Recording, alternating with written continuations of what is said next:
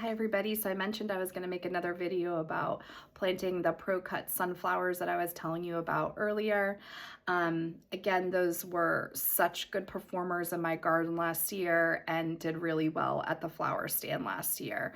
They're meant to be grown for cut flower production, and so they're just perfect if you have a stand or you're wanting to start a stand. They're really easy to grow. So I'm going to tell you what my plan is. First, I'm going to talk a little bit about succession planting. If you've not heard that term before, I had not heard that until I started doing this last summer. And what that means is that maybe you start a sunflower seed, and then 2 weeks later in another location, you start another row of sunflower seeds. And then 2 weeks later in another location, you start another row of sunflower seeds. And so this is just assurance that you're going to have continuous blooms all summer.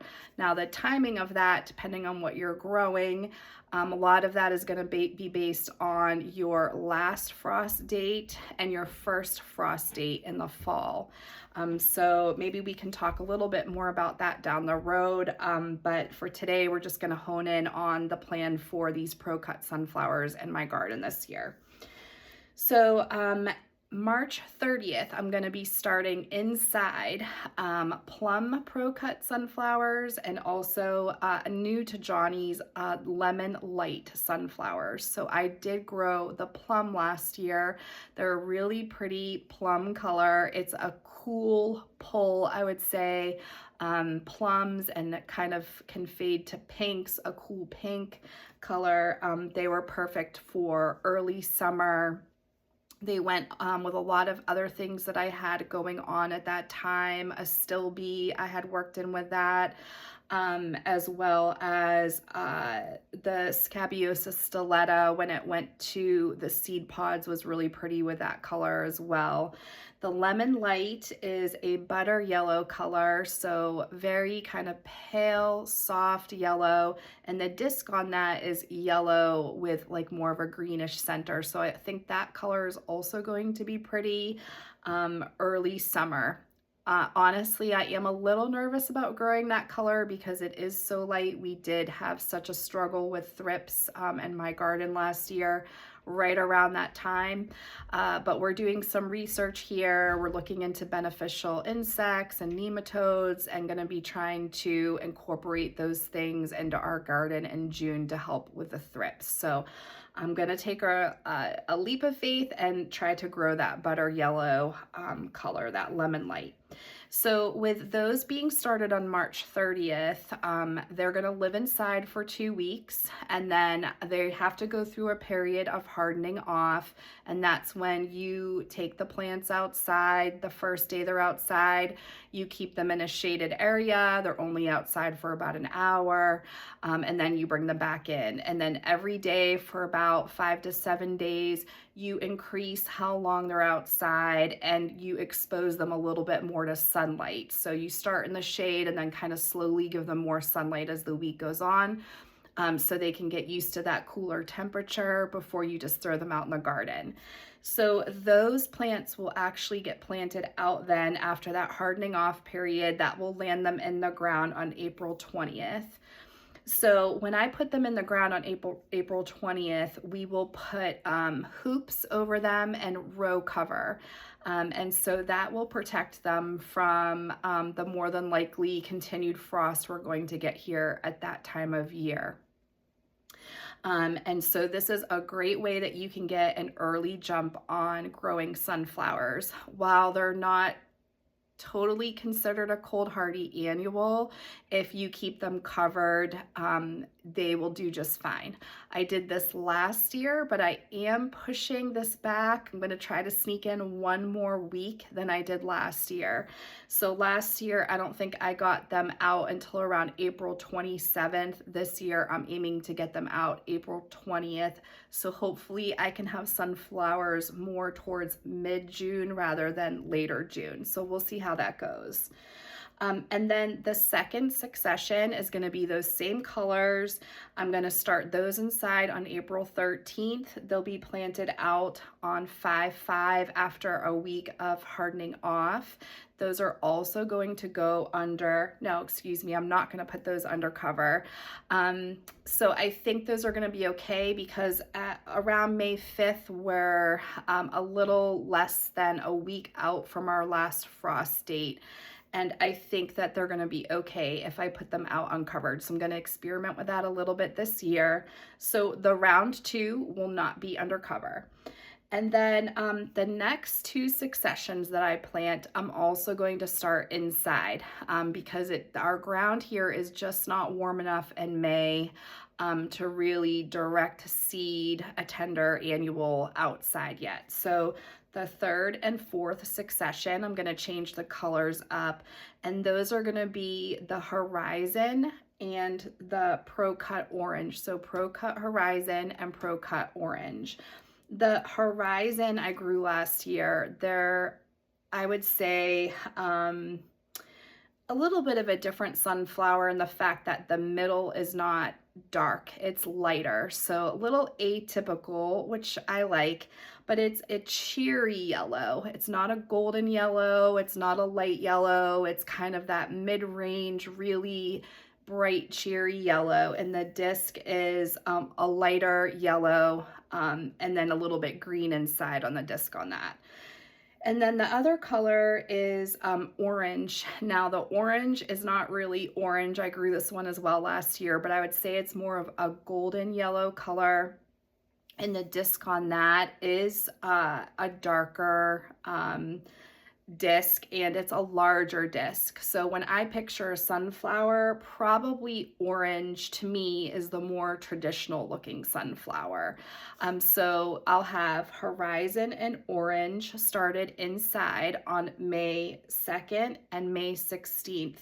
And then they'll go through 2 weeks inside, a week of hardening out, and then planting out. They won't be under cover either at that point.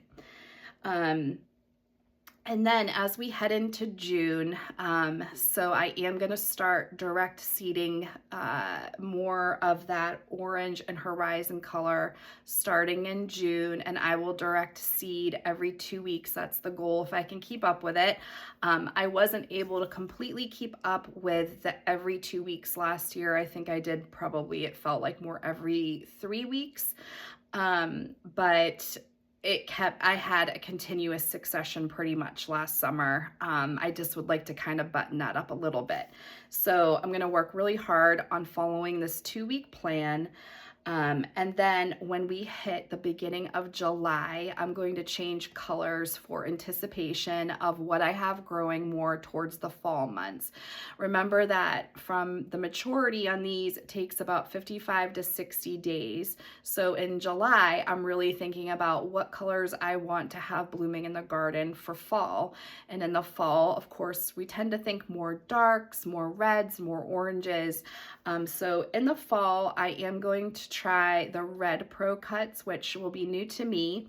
And then I'm also going to repeat something I grew last year, which is Procut White Light. And those are a creamy, very creamy, very tinge of a light yellow sunflower with a yellow disc and green inside of that disc. I did grow these last year, but I grew them at the beginning of the season. I'm going to change that up this year since I have one light color that I'm already planning on for early summer.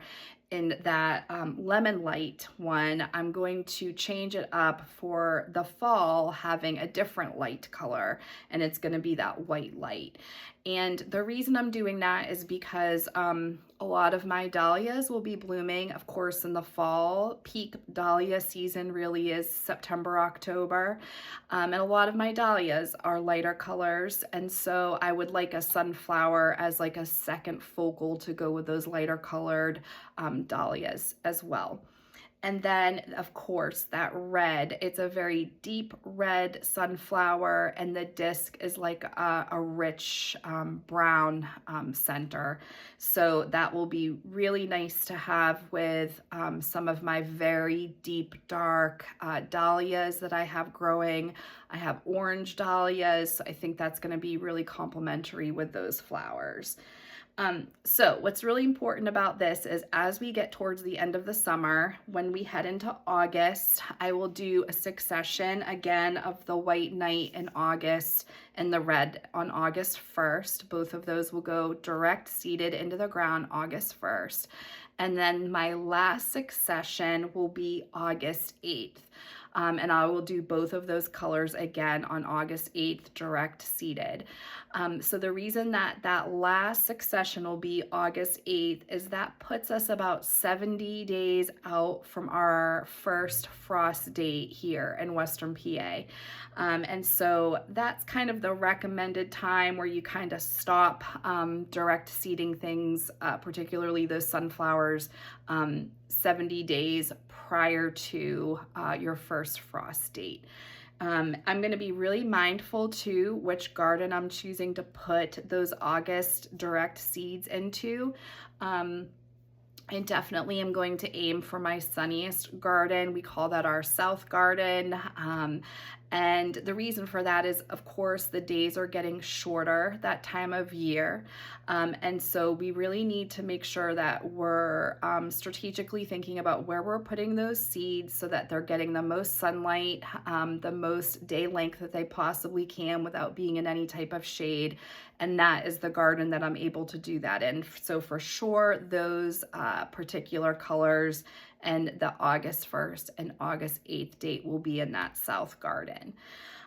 So I hope that helps maybe explain a little bit about succession planning, the idea of it, how you can do, you can start your sunflower seeds inside, you can bring them outside much earlier than what I ever knew, and have blooms much earlier than I think is typical for sunflowers.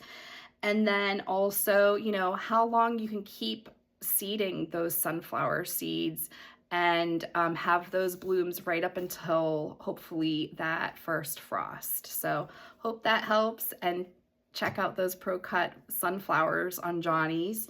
And next video, I'm going to be talking a little bit about some tricks that I learned last season about how I was direct seeding, how we harvest sunflowers, what's important to remember when you're cutting them, and some tips for getting them in the vase and the best vase life. Have a great day, everybody.